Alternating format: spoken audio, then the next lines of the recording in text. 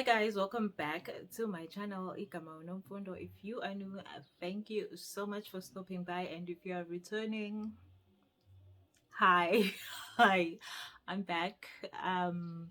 Yo guys, I want to tell you what has been happening. Life has been lifing, which is why I took 2 months to come back, but I'll tell you all that towards the end of the video.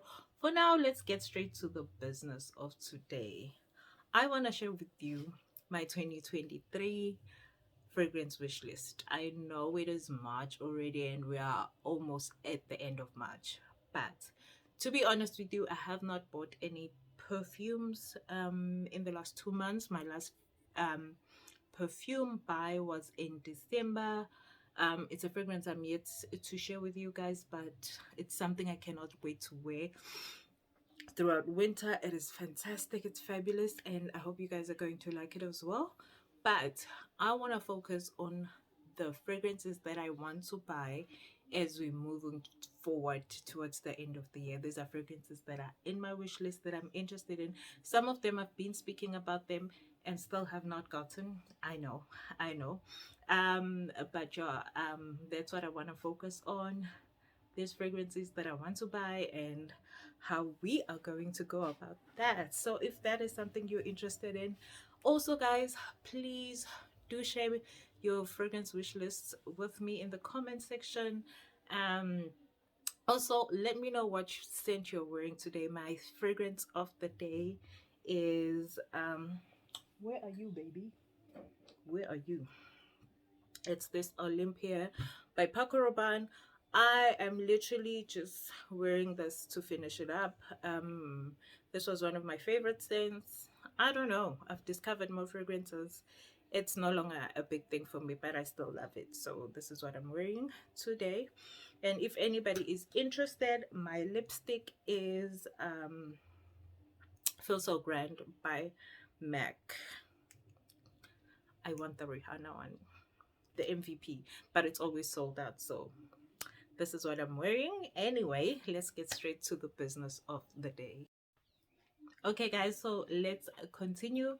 um just so that you get a bit of context on what my plan is. My plan is to buy fragrances with intention this year. I am Sakhoa.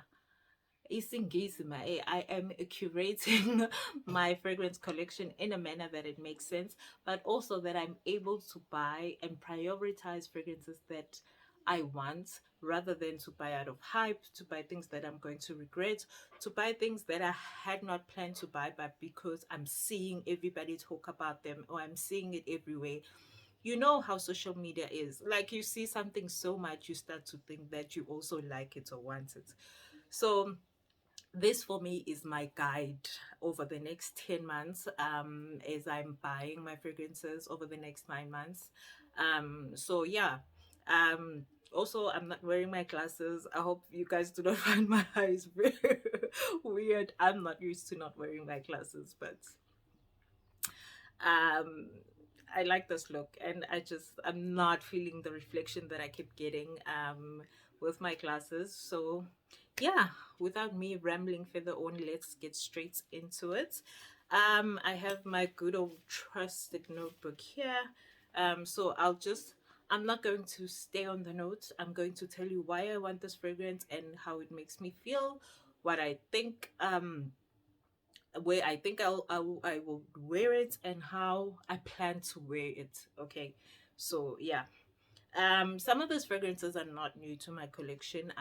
These are fragrances that I've had, some I've sampled. um I think there's only one fragrance that might be a blind buy here, but you know me. And maybe by the time I actually get to it, I would have been able to sample it before buying it. Okay, so let's get started right away. The first one is Le Interdict by Le Rouge. It's the Le Interdict Le Rouge by Givenchy. Guys, the scent, I feel like this is going to be my signature evening or going out winter scent. Let me tell you, I have been, I think it's Edgar's, where they have, where I like, every time I go there now, that's the scent I'm going to try, because at first I've liked this from the first time I tried it when it first launched, but it wasn't, you know, a priority for me to get. But the more I try it, the more I like it, the more I want it. It's that blood orange, like you literally smell the blood orange, and then there's that vanilla and that almondy note. I do think it will be perfect for winter, when you're going out, when you want people to smell you and to think, who is that one? And it literally has niche quality while it's being a designer fragrance. So that is something that I'm excited to add to my collection, and I think it's literally going to be the first perfume, excuse me, or scent that I purchased this year, because I have been eyeing it and testing it for so long that I'm sure that this one belongs in my collection. Okay guys, the next scent is Mongeron by Guerlain. I missed my window of buying the scent. From what I've seen, they're saying that the scent works better in spring, summer. We are moving into autumn, winter, and as I'm going to share with you the fragrances that I'm very excited to start wearing as the months get cooler in my collection right now. Um, Unfortunately, this is not going to be one of those. So I am going to be saving this for my spring summer 2023. But this is a fragrance that I've heard so many good things about. I'm worried though, because it has a lavender note, and me and lavender are not best friends. However, I do appreciate the YSL La Parfum, only because it has a high dose of vanilla, so you know, and other things that tone down the lavender. But I am so curious about this fragrance. Other people have said it smells like a wife. They say it smells sophisticated, smells classy, it smells like a lady, and I'm all those things. So that's a scent I'm really curious to try, but I'll probably be able to get to a store to try it out before I purchase this one. So that's Montguerlain by Guerlain. Yeah, that's something also I'm looking forward to getting into my fragrance collection in 2023. Next up is a fragrance that you guys are going to be surprised that I want to own, because in my other video I said this smells better on a man, but my taste is evolving. I am growing as a person. I feel like my choices with fragrances have become bolder, more confident. So I am going to be adding Tom Ford Black Orchid into my collection. Also, this one is going to be my winter staple, because I feel like Tom Ford is so overpowering and so loud and so bold. It's not something you want to wear when it's hot. I feel like the truffle will make it a little bit annoying if you try to do that in summer. So you don't want to do that. And I feel like bold fragrances really do work better when it's cooler. So I am looking forward to adding that one into my collection. I'm quite excited for it actually. So yeah, it's the Tom Ford Black Orchid. Preferably if I can get it in a gift set, because next up in my wish list, guys, is Chanel Coco Mademoiselle by Chanel. I love the scent. It's a scent I cannot get over. It's fresh, it's sophisticated, it's sexy without being sexy. It smells like a lady. It smells like an elegant grown lady. And a bit of a story with this one, I used to wear this when I was 25, 26. I don't know who I thought I was, an elegant lady wearing the scent. But it worked well for me at the time. I still love it. I've missed it for such a long time, simply because the prices have gone up so high. I think 30 ml of this fragrance is about 2,000 rands. So I bought a dupe. I'm going to compare this dupe for you guys when I have the original. I bought a dupe of the scent, and yeah, that's all I have to say is yo. But yeah, it's Coco Mademoiselle by Chanel. That's the next one on my wish list. The next one, guys, is a Gentle Fluid Gold by MFK. You guys know how much I love the house of Maison Francis Kirk de Jean. If you don't know, well, now you know. I'm obsessed. It was my first taste of niche fragrances, and I have been obsessed. I think I've ordered samples for like 3 times, because in my head I was like, I could not justify spending that much money on a bottle of perfume. But now it makes perfect sense. It makes absolutely perfect sense. So Gentle Fluid, it's a gold. I love it every time I try it on, every time I wear it. It's also very good to layer with other fragrances. So it's just gentle, feminine, vanilla, sexy, beautiful, put together. I feel like a boss. I feel like a woman that's elegant, that knows her story, that's grown, that pays all her bills. You know, that's what the fragrance gives me. So I'm very, very happy with that one. I absolutely love it, and I cannot wait to get a full bottle. Sticking with the MFK, of course, the BR 540. This is the Baccarat Rouge, a 540. Okay, so with this one, there's the extract and then there's the original version. I don't know if I want to get the extract or the original version. This will simply depend on how much I'm willing to spend once I decide that I'm getting a Baccarat Rouge. The extract is amazing, but every time I spray it on my body, I would sneeze for about 15 minutes until it settles down, and the alcohol sort of burns my skin a little bit as it settles. But baby, once it is on your skin and it's settled, woo, the whole day you smell yourself and you're like, Yimla, who is this? Who is this? I love Baccarat Rouge 540. I don't know, care what other people say. I'm not interested in getting a dupe. I'm not even interested in buying Red Temptation. Maybe I will, just so that, you know, when I have the proper bottle, I can just douse myself in the cheap stuff once I get the original bottle. So, yep, we're definitely getting Baccarat Rouge 540. Okay, next up, so wow. Next up is Dior Edits. I know you guys are going to say, but that's such an old fragrance. Who even buys that thing anymore? Why is it's old? It smells delicious. I have just discovered it. I didn't even know that they had a tester in our local store. So I went and tried it the other day, and it is really addictive. It's a vanilla with notes of, oh, it just smells creamy and expensive. I enjoyed it so much that I knew that I wanted this in my collection.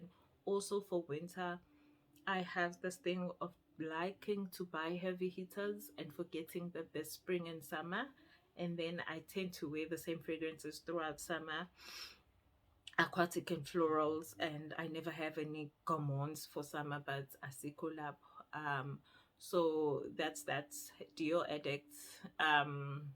This is a maybe though. This is a maybe because I do feel like there's other fragrances that I might want to buy on top of this one. So yeah, this is a maybe.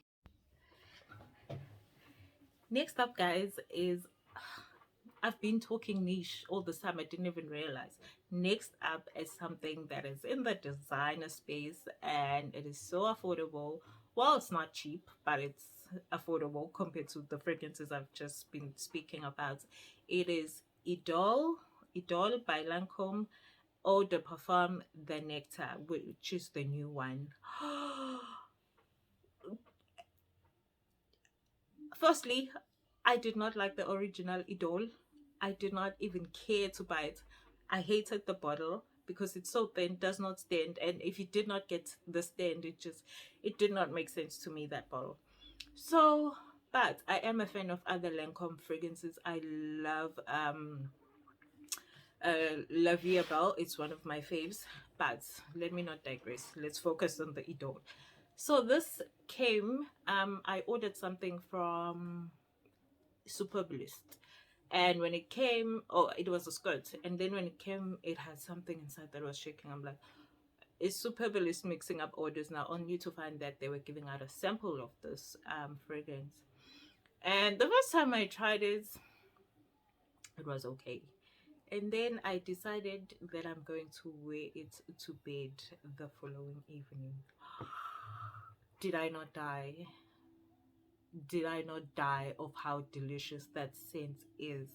It is so beautiful. It has a popcorn note that just keeps coming back. It keeps coming back on top of all the other notes. I'm just gonna put them here, but it was so elegant. It was so fresh and so elegant and so sexy and so simple. You know, a sexy, simple, beautiful scent. That's what that one is, and I loved it so much, so much. I really, really enjoyed that scent.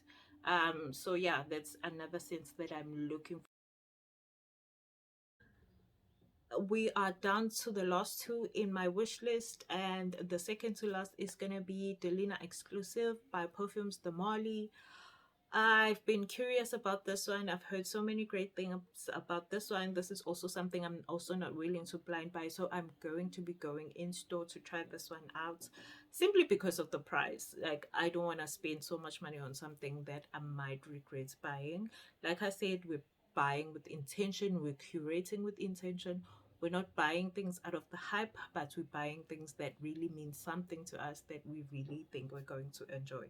And then I the last one is a Jo Malone fragrance. I'm not sure if I want to continue buying Jo Malone fragrances. I like them. Do not get me wrong. I love Jo Malone fragrances. The one that I've tried, the ones that I've sampled, the one that I own, which is the Scarlet Poppy Intense Cologne. I love that scent. But when it comes to longevity and performance, I guess Jo Malone scents I have skin scents, because what I have is an intense cologne, but it's not beast mode. It does not project long and it does not last long.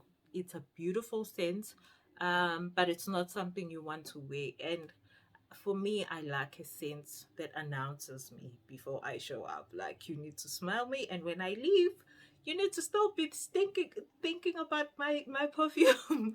Those are the fragrances I like. But obviously, there's different days. There's days when you just want to wear something that's close to your body. You don't want to be out there. You don't want to be loud.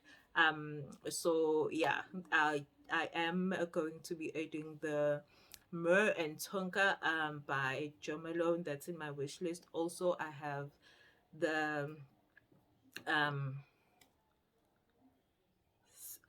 what's this one? Sage and Sea Salt. And there's the English Frisia and Pearl. So there's quite a lot that I like from Jo Malone. But I'm sure that I'll be adding a Jo Malone scent in my collection. Okay, so if you were just here for the fragrances, that's my wish list. That's done.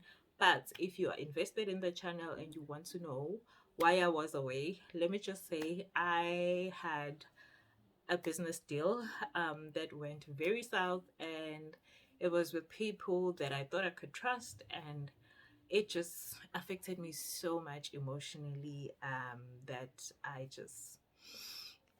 was struggling. I was struggling, and not only the financial implications of this whole thing, but the more emotional aspect. I felt like I was losing friends, and yeah, but such is life. We live and we learn, and we move on. But if you guys enjoyed this video, enjoyed the content, and are looking forward, oh no, you guys, not me forgetting about Killian's Angel Shea. Another fragrance that I've heard so many good things about, that I'm most likely going to get a dupe of first before I get the original, is Killian's Angel Shea. Now, this is a unisex fragrance. They say it's boozy, it's vanilla-y, and it's smoky, and it's all things sexy. I'm looking forward to owning that one. I have my eyes on a talisman, which comes with a a free 10 mil. Well, nothing is free basically when it comes to fragrances, but it comes with a 10 mil that's refillable, a travel spray. So that's a scent I'm looking forward to getting as well. So that's Killian's Angel Shea. Do you see how many fragrances I plan to wear this winter? Winter is not going to be long enough for me when it comes to fragrances. But yeah, guys, that is it from me from today's video. Thank you so much for watching, and if you guys found that me rolling my eyes a bit annoying, I apologize. I'm really trying to get used to filming without my glasses because I do not like the glare.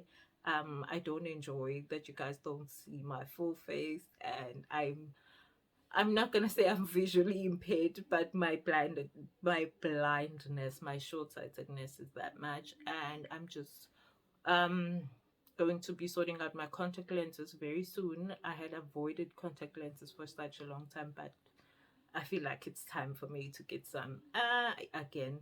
So yeah, you guys, thank you so much for watching yet another video from me, and I will be seeing you in my next one. Mwah. Thank you. Do not forget to like, comment, share, and subscribe. Also share your fragrance of the day in the comment section.